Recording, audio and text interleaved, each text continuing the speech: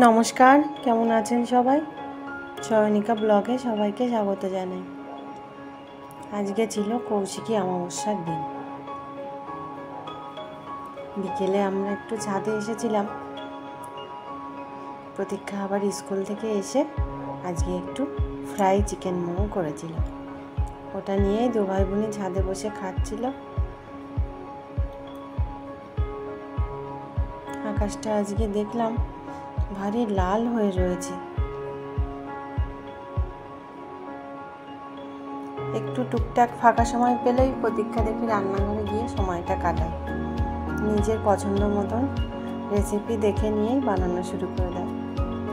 দুই ভাই বোনে অনেক সময় মারামারি করে, আবার অনেক সময় চুপচাপ বসে কি সুন্দর মিলেমিশে খেয়ে নেয়।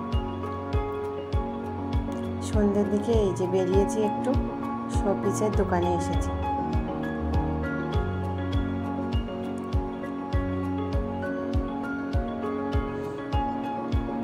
এই দোকানটা অনেক দিন থেকে দেখেছি, কিন্তু আসবো করে আসা হয়নি। সামনে টিচার্স ডে, তো মেয়েদের স্কুলে সবাই মিলে টাকা জমা করেছে, আর এই শোপিসটা কেনার দায়িত্ব পড়েছে প্রতীক্ষার উপরে।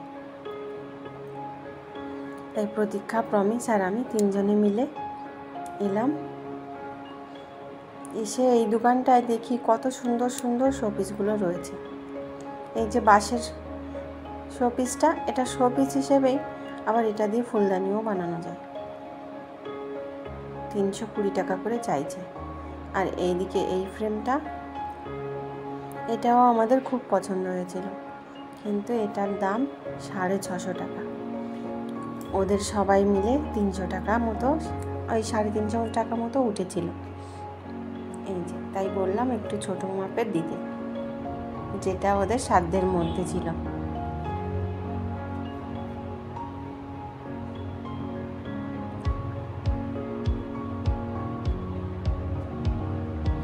এদিকে এই প্লাস্টিকের ফুলদানিটা সামনের পরে, এটাও দেখতে বেশ ভারী ভালো লাগছিল, তবে এটার দাম একটু কমই ছিল, 50 টাকা মাত্র। এই দোকানটাতে দেখছি খুব সুন্দর সুন্দর শোপিস জিনিসপত্রগুলো রয়েছে, সেগুলো বেশ নিজের সামর্থ্যের মধ্যে। এদিকে রবীন্দ্রনাথের ঠাকুরের ছবিটাও খুব সুন্দর, এটাও অবশ্য একটু দামি। এই ছোট্ট ফ্রেমটাই একটু সাধ্যের মধ্যে, ওটা 250 টাকা। আর এইটা একটু বেশি দাম, 650 টাকা। প্রতীক্ষা একদমই সিদ্ধান্ত নিতে পারছিল না, বিভিন্ন রকম শোপিসগুলো দেখছিল। তো আমি ওকে বললাম ওই বাঁশের ফ্রেমটা নিতে। বাঁশের ফ্রেম নয়, বাঁশের হচ্ছে এই যে ফুলদানি মতো বানানো, এইটাই আমার বেশি ভালো লেগেছিল। ও অবশ্যই ফ্রেমটা আর এই ফুলদানিটা, এই দুটো নিয়েই বসে পছন্দ করেছিল। তারপর সবাই মিলে ফোন করে গ্রুপে দিয়ে দিল ছবিটা, দিয়ে দেখলো ওই বাঁশের ফুলদানিটাই শেষমেশ সবাই মিলে পছন্দ করলো। তো ওটাই বিল করে রেখে এলাম। সন্ধ্যের সময় বেরিয়েছিলাম, কারণ দোকানটা সন্ধ্যের সময় খোলা থাকে।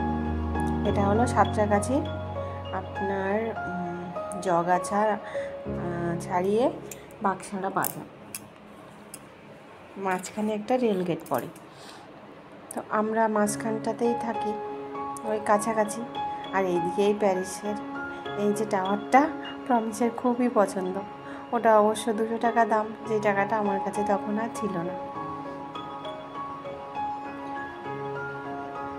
যাই হোক, ওখান থেকে কাজ মিটিয়ে চলে এলাম। এদিকে রেলগেটের কাছাকাছি এসে দেখি কৌশিকী অমাবস্যা পুজো হয়েছে।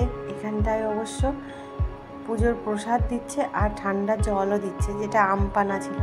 এই যে আমপানাটা আমরা আগেই খেয়ে গেছিলাম, আর এখন প্রসাদ দেওয়া শুরু করেছে। তাই প্রতীক্ষা, প্রমিস আর আমি তিনজনে মিলে লাইনে দাঁড়িয়ে সেই প্রসাদটা নিলাম। এখানে ছিল খিচুড়ি প্রসাদ, আলুর তরকারি, পায়েস, বেশ ভালো লেগেছিল প্রসাদটা। আর এদিকে আমাদের বাড়ির পাড়ার যে মন্দিরটা ছিল, ওখানটায়ও মায়ের পুজো হচ্ছিল, তাই ওখানটায় গিয়ে মায়ের সামনে খানিকক্ষণ পুজোর সময় বসেছিলাম। এখানেও খিচুড়ি, আলুর তরকারি, তারপর পায়েস, নানান রকম প্রসাদ দিয়েছিল।